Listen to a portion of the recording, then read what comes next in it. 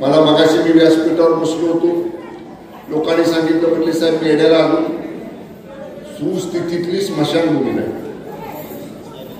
ते म्हणले नदीच्या कडेला जाऊन या ठिकाणी आम्हाला नदीच्या काठावरती अंत्यसंस्कार करायला लागतात. पैसे दिलेत साहेबांनी. तुमचे लोकांना प्रत्येक कामामध्ये जर अशा पद्धतीने घोडा घालायची सवय असेल तर मग शेवटी शिवसेना स्टाईल जसंच तसं उत्तर या ठिकाणी आपल्याला सुद्धा द्यावं लागेल. म्हणाल तुम्ही आता पत्रकार होतील पालकमंत्री असं बोलला. पालकमंत्र्याचं पहिलं म्हणणं आहे महायुती म्हणून आम्ही एकत्र आहे, आम्ही एकत्र राहू. शिवसेना म्हणून जिल्ह्याचा पालकमंत्री म्हणून माझी भूमिका आहे. पण विनाकारण जर आमच्याच लोकांना तुम्ही आता मला सांगा लावलेले बोर्ड काढायला लावले. बाबा तुम्हीच मगाशीच भाषणात सांगितलं. आता मला सांगा ते धनुष्यबाण युतीतलाच आहे ना, महायुती मधलाच आहे का बाहेरला कुठला महाविकास आघाडीतला आणलाय? आता isakal.com आहे देशातील नंबर 1 ची मराठी न्यूज वेबसाईट. प्रत्येक अपडेटसाठी isakal.com ला नक्की भेट द्या. आता महायुतीतला धनुष्यबाण जर महायुतीतलेच लोक काढायला लावत असतील आता ते सहन किती दिवस करायचे? ठीक आहे, आम्हाला शिंदे साहेबांनी सांगितलंय स्वतःहून कुठं अशा पद्धतीनं आक्रमक भूमिका घेऊ नका, आपल्याला सगळ्यांना बरोबर घेऊन जायचंय, आपल्याला महायुती करायची, आपल्याला महाविकास आघाडीचा पराभव करायचा. पण आम्ही जर सतत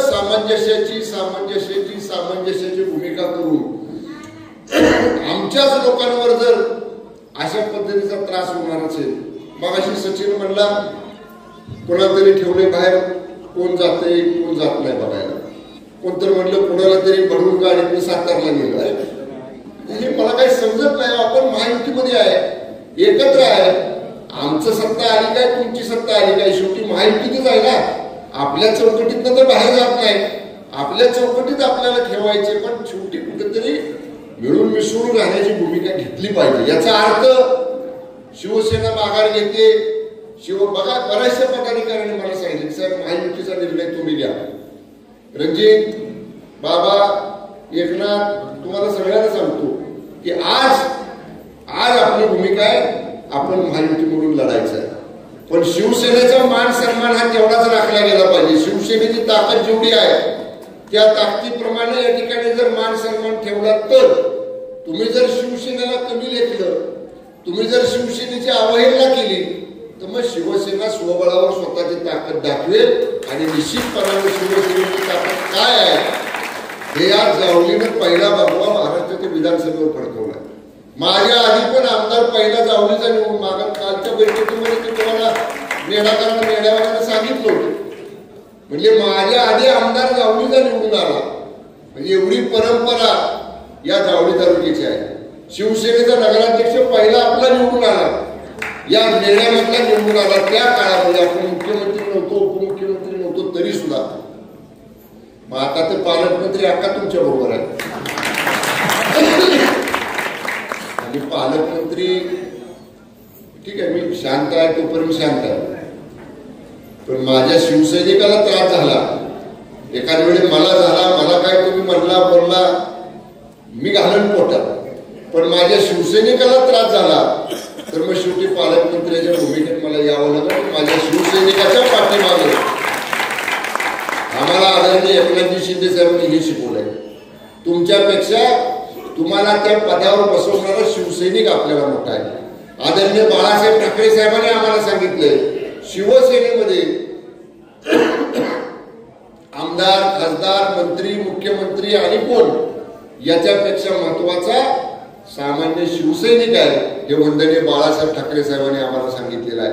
त्यामुळे शिवसैनिकाच्या पाठीमागं मेढ्यातले असू दे, जावलीतले असू दे, सातारा जिल्ह्यातले असू दे, प्रत्येक शिवसैनिकाच्या पाठीमागं पालकमंत्री म्हणून हा शंभूराज देसाई ठामपणाने या ठिकाणी तुमच्या पाठीत उभा आहे. एवढा विश्वास त्या ठिकाणी तुम्हाला मी देतो.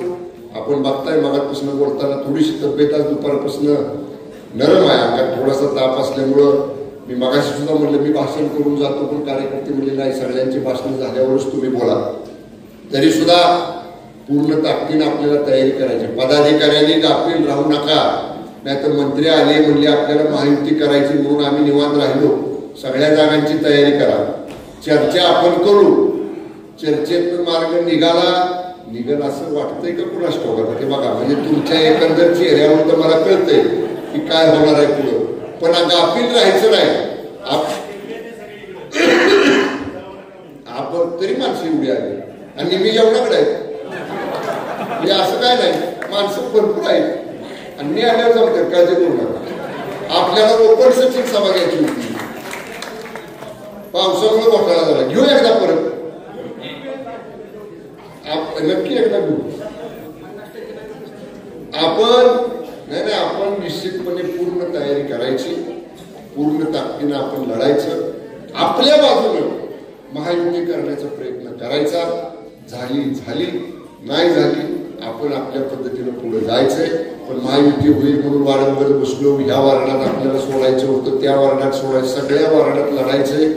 जोपर्यंत निर्णय होत नाही तोपर्यंत लढायचं. समजा निर्णय झाला, आपण एकत्र बसून चर्चा करू, त्यातलं मार्ग काढू. पण महायुतीचा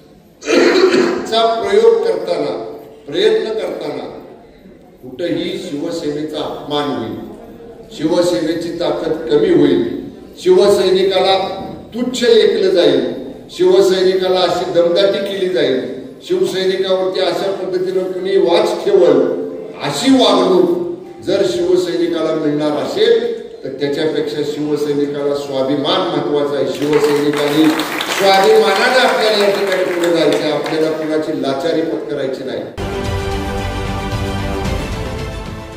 देश विदेशातील प्रत्येक घडामोडींचे लाईव्ह अपडेट मिळवण्यासाठी आता साम टीव्हीच्या सर्व सोशल मीडिया प्लॅटफॉर्मला लाईक, फॉलो आणि सबस्क्राईब करा. तसंच सर्व नोटिफिकेशनसाठी बेल आयकॉन प्रेस करायला विसरू नका.